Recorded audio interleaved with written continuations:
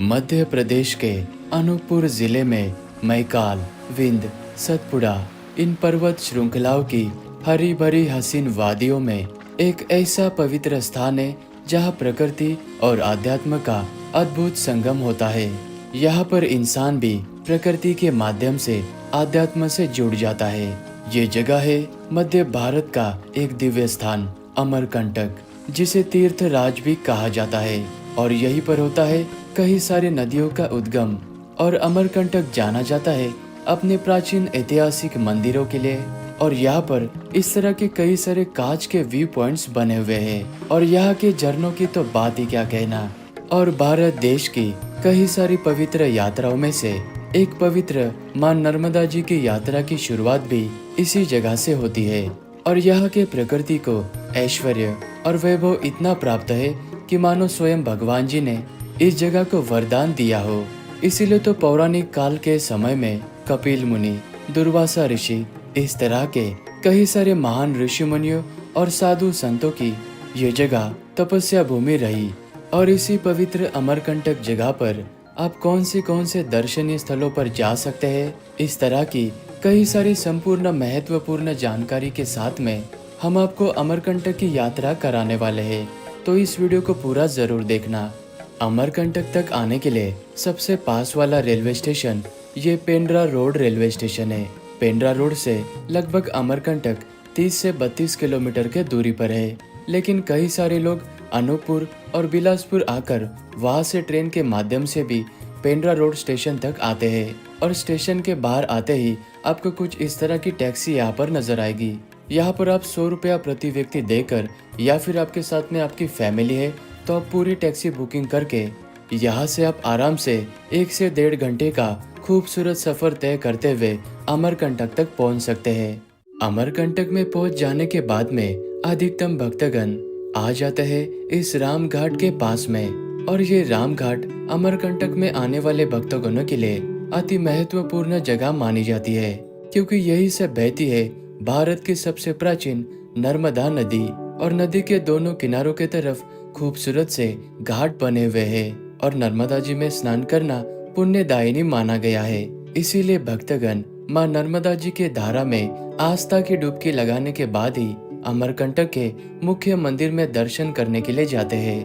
प्रकृति की सुंदरता से सजे हुए इस राम घाट के ऊपर अभी हाल ही में इस खूबसूरत राम सेतु झूला पुल का निर्माण किया गया है। उत्तराखंड राज्य में स्थित ऋषिकेश में जो राम और लक्ष्मण झूला है, उन झूलों से प्रेरणा लेते हुए यहाँ पर भी इस सस्पेंशन ब्रिज का निर्माण किया गया है। इस झूले पर आने के लिए 10 रुपए का टिकट लिया जाता है। नर्मदा जी में स्नान करने के बाद अभी हम अमरकंटक के इस नर्मदा उद्गम मुख्य मंदिर के पास में आ चुके हैं। मंदिर परिसर के मध्य भाग में मां नर्मदा जी के ठीक इसी प्रतिमा के पास से नर्मदा नदी का उद्गम यानी कि जन्म होता है। मान्यता है कि गंगा जी में स्नान करने से जो फल मिलता है वही फल नर्मदा जी के केवल दर्शन करने से मिल जाता है। नर्मदा नदी हिंदू धर्म की सप्त पवित्र नदियों में से एक है और अमरकंटक के इस पावन जगह पर मां नर्मदा जी को शंकरी के नाम से भी जाना जाता है। इस स्थान से मां नर्मदा जी का जन्म होने के बाद में प्राकृतिक रूप से पानी बहते हुए पास ही में स्थित इस रेवा कुंड में संचयित हो जाता है।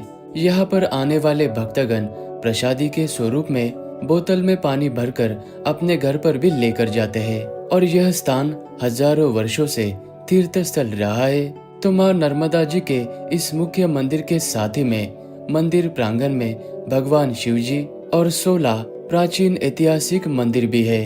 मां नर्मदा जी के इस मुख्य मंदिर के ठीक सामने आपको यहाँ पर ये वाली प्रतिमाएं नजर आएगी। पारंपरिक मान्यता के अनुसार अगर भक्तगण इन पाषाण मूर्ति खंडों के नीचे से निकलते हैं तो मां नर्मदा जी को साष्टांग प्रणाम होता है।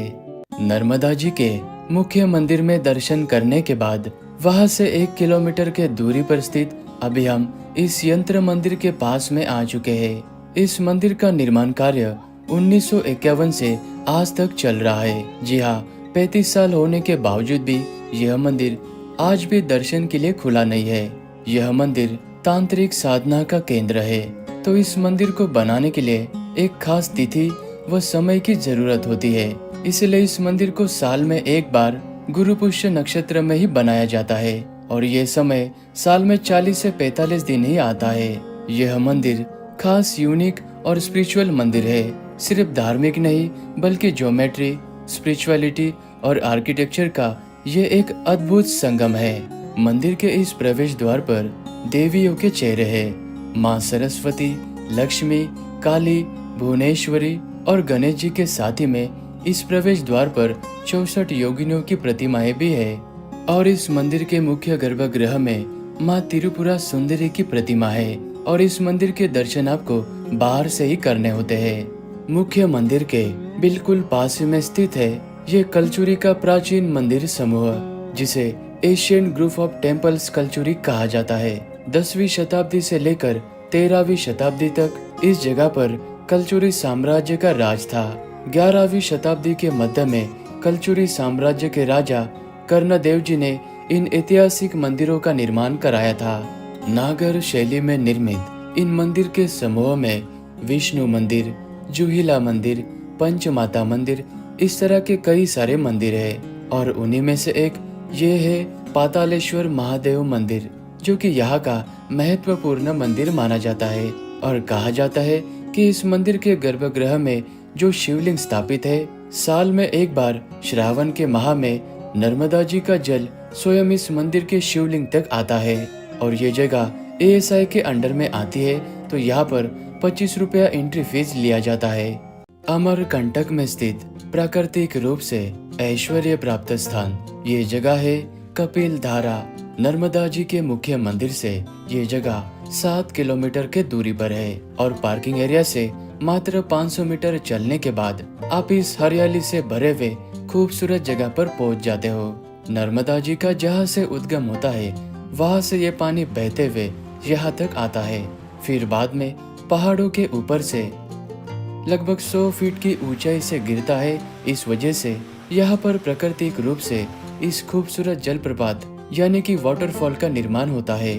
और धार्मिक महत्व के अनुसार मान्यता है कि महर्षि कपिल ऋषि जी ने इसी स्थान पर तपस्या की थी, इसीलिए इस खूबसूरत जगह को कपिल धारा नाम पड़ा।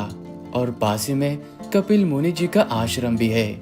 और 10 रुपए का टिकट लेकर आप यहाँ पर बने हुए इस कांच के व्यू पॉइंट पर भी जा सकते हैं। चारों तरफ से घना जंगल होने के कारण इस कांच के व्यू पॉइंट से मनमोहक दृश्यों के साथ ही में आप बहुत ही खूबसूरत अपने फोटोज भी क्लिक कर सकते हैं। कपिल धारा को देखने के बाद यहीं से हम आगे निकल पड़े दूध धारा की ओर। कपिल धारा से ही इस वाले रास्ते से चलते हुए आपको दूध धारा की ओर जाना होता है और रास्तों से चलते हुए आपको नर्मदा नदी छोटे छोटे झरनों से बहने के बाद नदी का रूप लेते हुए यहाँ पर दिखाई देता है। और 10 से 15 मिनट चलने के बाद आप इस जगह पर पहुँच जाओगे। ये वाली जल की धाराएं कपिल धारा से यहाँ तक आती है और फिर पत्थरों से टकरा कर यहाँ पर गिरती है, तब दूध जैसा सफेद झागदार दिखाई देता है। इसी कारण से इस स्थान का नाम दूध धारा पड़ा है। और इसी दूध धारा जलप्रपात के सामने ही आपको एक बड़ी सी पहाड़ी के नीचे आपको प्राकृतिक रूप से बनी हुई ये 20 फीट लंबी गुफा नजर आएगी।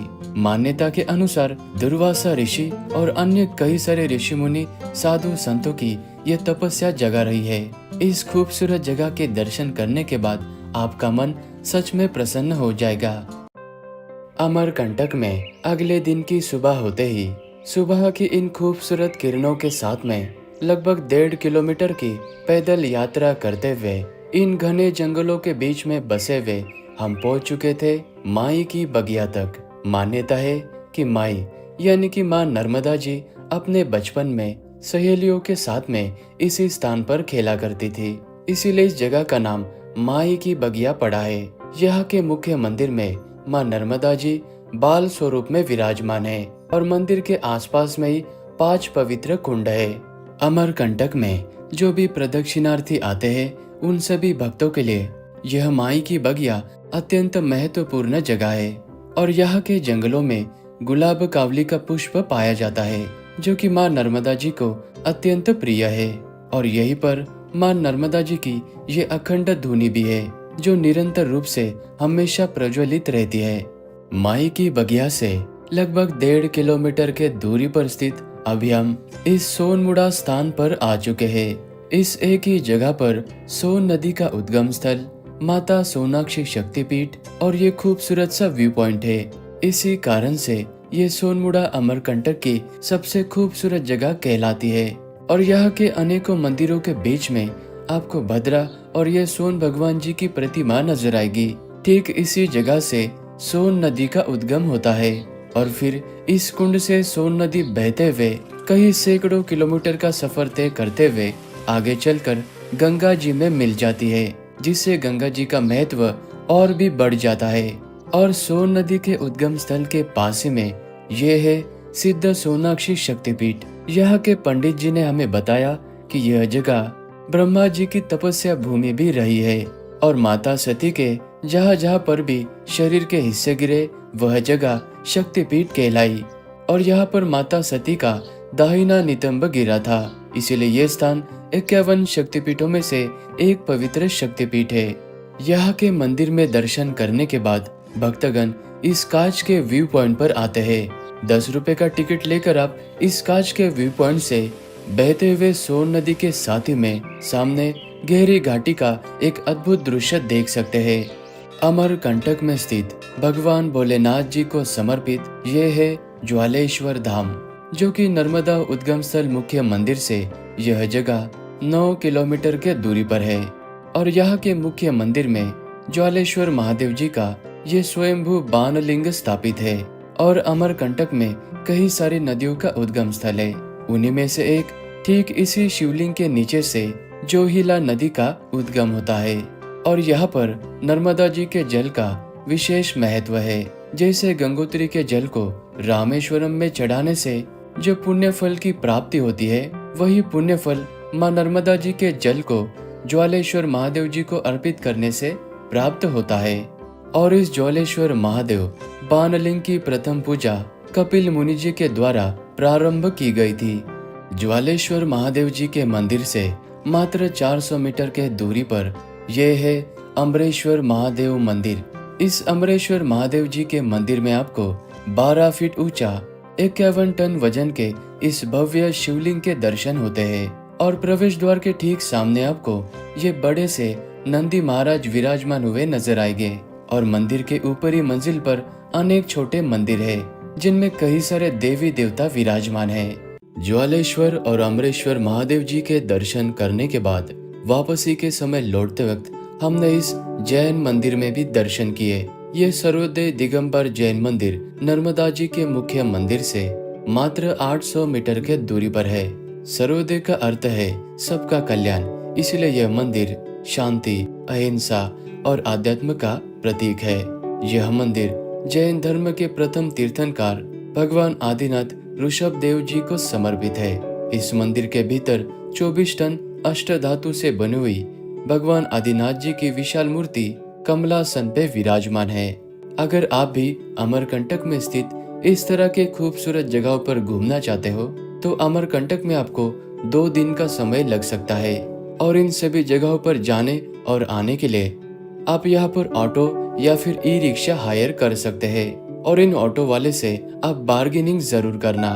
और यहाँ पर रहने के लिए कई सारे होटल, धर्मशाला, आश्रम बने हुए हैं, जिनमें आपको 600 से लेकर 1000-2000 तक अच्छे रूम मिल जाएंगे। और ज्यादा भीड़ होने के कारण होटल्स के रेट्स ज्यादा हो सकते हैं। और यहीं पर बस स्टैंड बना हुआ है, तो वापस स्टेशन तक जाने के लिए यहाँ पर आपको बस या फिर आप इस तरह के टैक्सी के माध्यम से भी स्टेशन तक जा सकते हैं। और हाँ, संध्याकालीन समय में 6 बजे के बाद में यहाँ पर जो नर्मदा जी के मुख्य मंदिर में भव्य आरती होती है, इसमें आप जरूर शामिल होना। देवी